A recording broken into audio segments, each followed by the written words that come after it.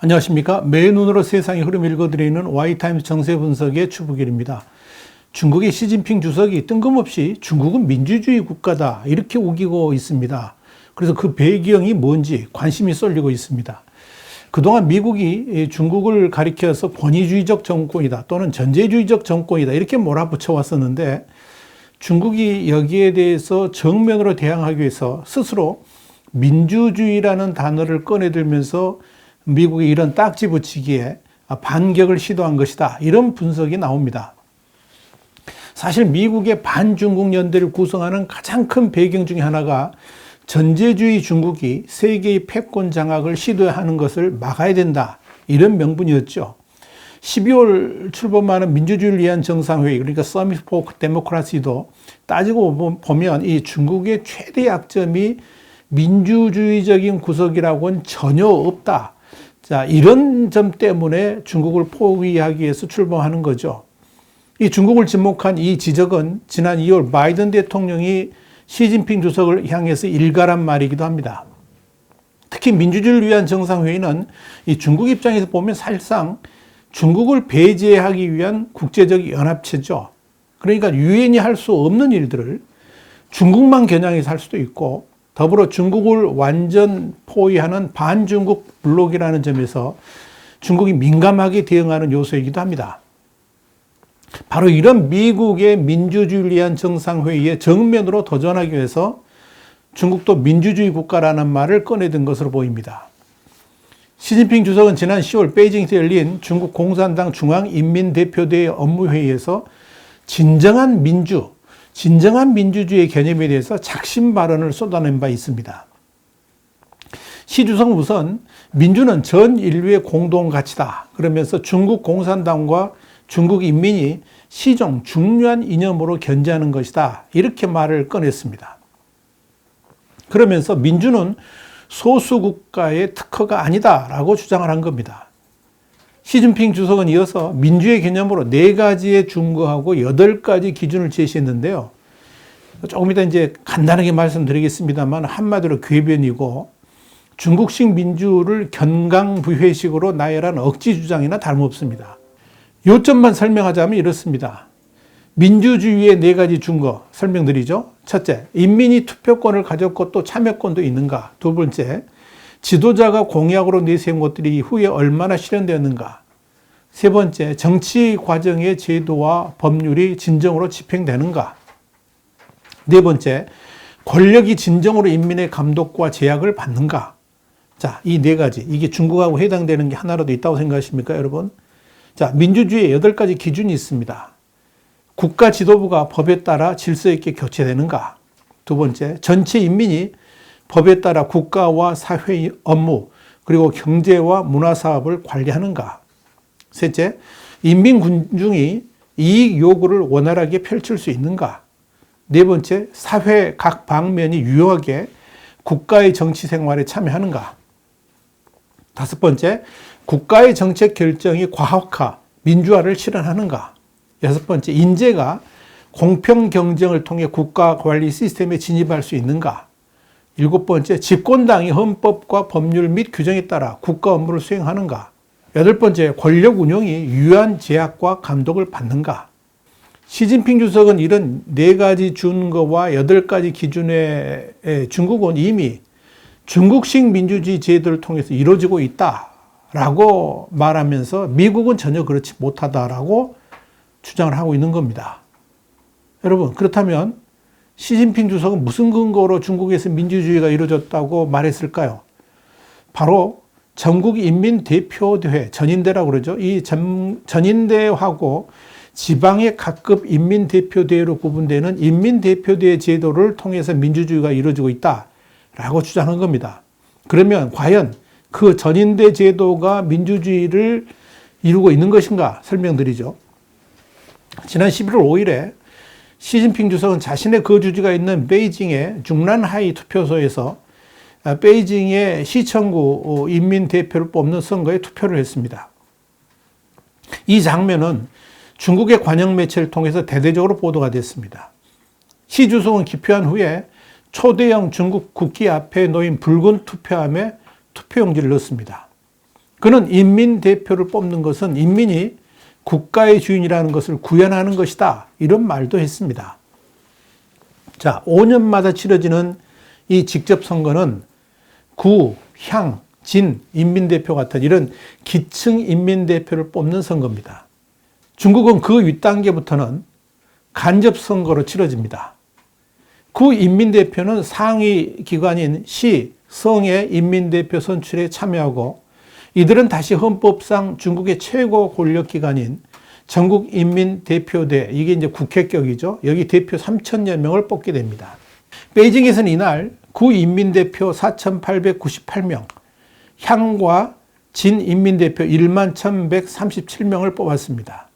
이 선거를 시작으로 해가지고 시진핑 주석이 3년임을 최종 승인하게 되는 14기 전인데 이게 이제 2023년 3월에 출범하는데 이 구성 작업이 이제 본격화됐다라고 보시면 됩니다. 그런데 이 구인민대표를 뽑는 선거에 누가 입후보였는지 아는 사람은 거의 없습니다. 공약도 없고요. 단지 이제 단체 대화방을 통해서 학력과 경력 정도만 알려져 있을 뿐입니다. 한마디로 깜깜이 선거라는 거죠. 자, 단체 대화방을 통해서 후보의 이름과 경력을 알게 된 것도 이번 선거에서 처음으로 적용된 거라고 합니다. 2016년 지난 5년 전 선거에서는 이 투표장에 게시된 입간판을 통해서 알게 되었을 뿐입니다. 그런데 투표 참여 여부가 신상이 유리하고 공산당 입당이라든 여러 평가에 반영되니까 어쩔 수 없이 투표에 참여하게 되는 겁니다.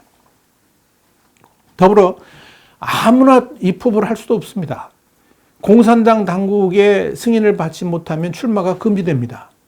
실제로 전직 인권 변호사 등 14명이 지난 10월에 베이징 기층 인민대표에 출마하겠다 의사를 밝혔는데요. 결국 후보자 등록을 하지 못했습니다. 왜 그랬느냐? 당국에 의해서 저지됐기 때문에 그렇습니다. 오히려 출마 의향을 밝혔던 14명은 경찰의 감시, 면담, 강제 퇴거 등의 공포와 압력에 시달렸다고 합니다. 자, 이런 선거제도를 시진핑 주석이 뭐라고 말하느냐 잘 들어보시기 바랍니다. 중국의 국정과 실제에 부합하고 중화민족의 유대한 부흥 실현을 보장하는 좋은 제도다. 그러면서 인류의 정치제도 역사에 있어서 위대한 창조다라고 말을 한 겁니다. 자, 이런 인민민주주의가 미국식 민주주의보다 더 낫다. 이렇게 우기기도 했습니다. 자, 그러면서 시진핑 주석은 단일한 잣대로 인류의 오색찬란한 정치 문명을 심사하는 것 자체가 비민주적이다 그랬어요. 또 이런 말도 했어요. 민주실현이 천편일률적일 수는 없다. 이런 궤변을 쏟아놓고 있는 겁니다. 중국이 이렇게 뜬금없이 민주주의라는 용어를 부단히 사용하면서 이 중국식 민주주의를 꺼내든 이유가 뭐냐? 앞에서 말씀드렸습니다마는 미국의 민주 대 전제라는 프레임에서 벗어나려고 하는 것도 있고요. 또 하나가 뭐냐면 12월에 발족하게 될 민주주의를 위한 정상회의에 대응하기 위한 목적도 있습니다. 여러분, 그동안에 미국이 예고를 해왔던 민주주의를 위한 정상회의 참가국 일정 그리고 명단이 공식 발표됐습니다. 오는 12월 9일과 10일 이틀간 열리게 될 이 회의에는 110개 국가와 정부가 초청됐다. 이렇게 23일 CNN과 인터넷 매체 악시오스 등이 보도를 했습니다. 이 회의는 이미 바이든 대통령이 지난해 선거운동 때부터 공약으로 내세웠던 것이고 취임 후에도 지속적으로 이 회의의 중요성을 강조를 해왔었습니다. 그런데 중국이 바로 이 민주주의를 위한 정상회의에 소위 뚜껑이 열린 이유가 뭐냐? 대만이 당당하게 초청 대상국 명단에 들어있다는 이유 때문이었습니다. 이건 우리 아이타임스가 한 2번 정도 보도를 해드린 바 있습니다. 자, 그래서 중국은 110개 나라 명단이 발표되자마자 즉각 반발하고 나선 겁니다. 자, 오래전 중국 외교부 대변인은 24일 정례 브리핑에서 미국이 내달 화상으로 열리는 민주주의를 위한 정상회의에 대만을 초청한 것을 강력히 반대한다라고 밝혔습니다. 자오 대변인은 이어서 미국이 대만의 분리주의 세력과 결탁하는 일을 중단해야 된다라고 촉구했다. 이렇게 중국 관영 CGTN이라든지 글로벌 타임스 등이 전했습니다. 주펑렌 중국 국무원 대만 판공실 대변인도 미국의 대만 초청은 실수다 그러면서 우리는 미국과 대만 섬 사이에 어떤 형태의 공식적 교류도 단호히 반대한다 그랬습니다. 이는 분명하고도 일관된 입장이다 이런 말도 했습니다. 주 대변인이 이어서 미국 정부가 하나의 중국 원칙을 준수해야 되고 대만 문제를 적절히 다뤄야 한다라고 촉구했습니다. 중국이 이렇게 반발하는 건 뭐냐면 민주주의를 위한 정상회의의 출범 목표 자체가 대외적으로 공식화되지는 않았습니다만 민주대 전제라는 프레임을 더욱 강화하려고 하는 미국의 의도가 분명히 있기 때문에 그런 거죠. 시진핑 주석은 바로 그 프레임에서 벗어나려고 발버둥을 치고 있는 건데요. 그래서 중국식 민주주의를 강조하고 있지만 그런 중국의 주장이 미국에서 전혀 받아들이지 않았다는 것을 의미하는 겁니다.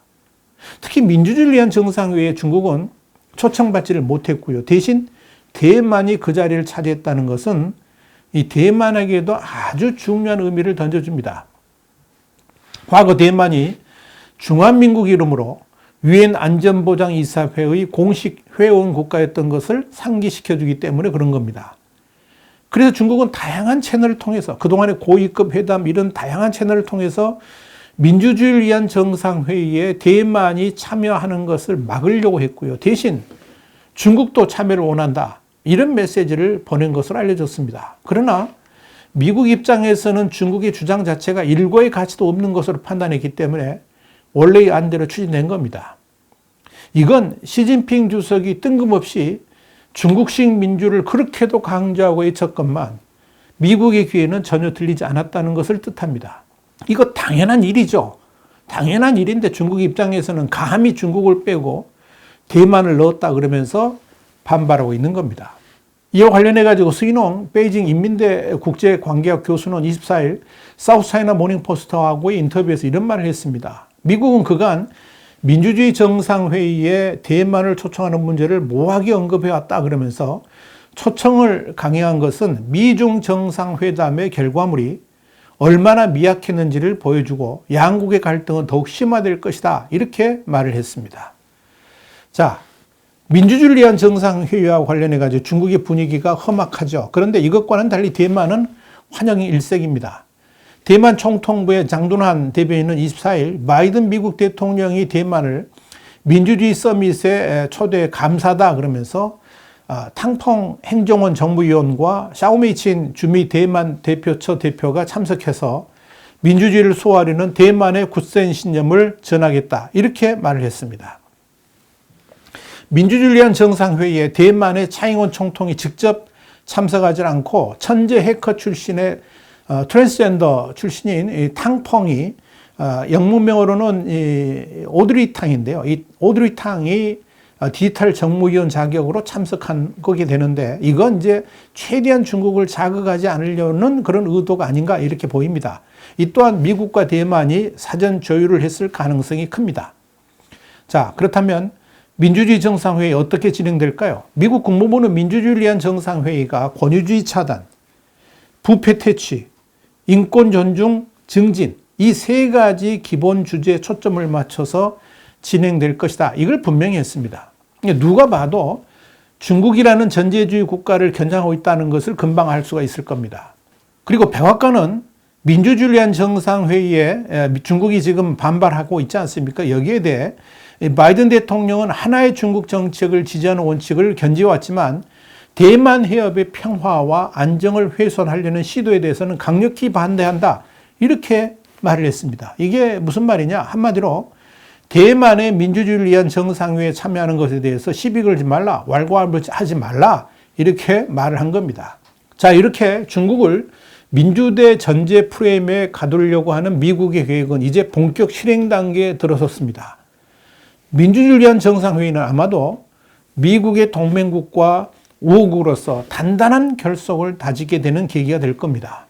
그리고 이 기구를 통해서 반중국 블록을 강화해 갈 것이고 더불어서 중국의 외교적 고립을 지향하게 될 겁니다. 과연 민주주의를 위한 정상회의의 성과가 어떻게 나타날지 두고 볼 일입니다. 와이타임 정세 분석이었습니다. 다음 시간 다시 뵙겠습니다. 감사합니다.